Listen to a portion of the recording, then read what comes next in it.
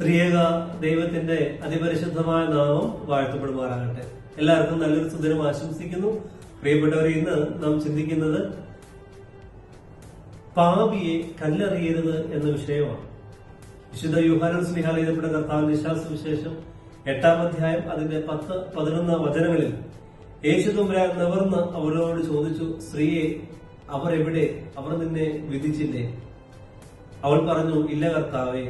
യേശു തമ്പുരാൻ പറഞ്ഞു, ഞാനും നിന്നെ വിധിക്കുന്നില്ല, പൊയ്ക്കൊള്ളുക, ഇനിമേൽ പാപം ചെയ്യരുത്.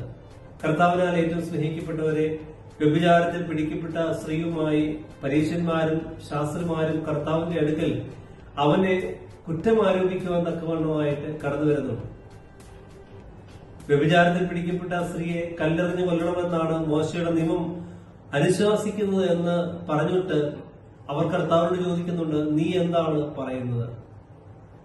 കർത്താവ് ഒന്നും പറയാതെ മൗനമായി നിലത്ത് എഴുതിക്കൊണ്ടിരിക്കുമ്പോൾ വീണ്ടും വീണ്ടും ഈ ചോദ്യങ്ങൾ ഉന്നയിക്കുമ്പോൾ കർത്താവ് അവരോട് പറയുന്നുണ്ട്, നിങ്ങളിൽ പാപമില്ലാത്തവൻ അവളെ ആദ്യം കല്ലെറിയട്ടെ. തങ്ങളുടെ കൈവശമുള്ള കല്ലുകൾ, അവളെ എറിയുവാൻ കൊണ്ടുവന്ന കല്ലുകൾ നിലത്ത് ഉപേക്ഷിച്ചിട്ട് ഇവര് മടങ്ങിപ്പോകുന്നുണ്ട്. ആ സമയത്താണ് കർത്താവ് ചോദിക്കുക, ആരും നിന്നെ വിധിച്ചില്ലേ? പ്രിയപ്പെട്ടവരെ, നമ്മുടെ കയ്യിലും മറ്റുള്ളവരുടെ നേരെ എറിയുവാൻ അനേകം കല്ലുകളുമായിട്ടാണ് നമ്മൾ നിൽക്കുക. ഏതെങ്കിലും ഒരു വ്യക്തിയുടെ ഒരു കുറവ് കാണുമ്പോൾ അവനെ കല്ലെറിയുവാൻ നമ്മൾ പലപ്പോഴും നമ്മുടെ കൈവശം കല്ലുകൾ കൊണ്ട് നടക്കാറുണ്ട്. പ്രിയപ്പെട്ടവരെ, ചോദ്യം ഇന്ന് നമ്മോടാണ്. കർത്താവിന്റെ മാതൃക അനുസരിച്ചാണോ നീ ജീവിക്കുന്നത്? അതോ ലോകം പറയുന്നതനുസരിച്ചാണോ നീ ജീവിക്കുക?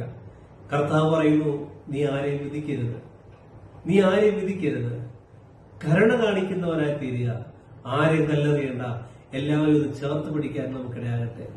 ദൈവത്തിന്റെ പരിശുദ്ധാത്മാവ് ആഗ്രഹിക്കുന്നതും നമ്മൾ സ്നേഹം കൊണ്ട് മറ്റുള്ളവരെ തിരുത്തണമെന്ന്. ആരെയും കല്ലെറിഞ്ഞ് നേരെയാക്കാൻ നമുക്ക് ആവില്ല. പ്രിയപ്പെട്ടവരെ, എല്ലാവരെയും സ്നേഹം കൊണ്ട് ചേർത്ത് പിടിക്കുവാൻ നമുക്കിടയാകട്ടെ.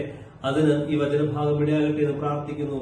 സർവശക്തനായ ദൈവം നിങ്ങളെല്ലാവരെയും വാഴ്ത്തി അനുഗ്രഹിക്കുമാറാകട്ടെ. ആമേൻ.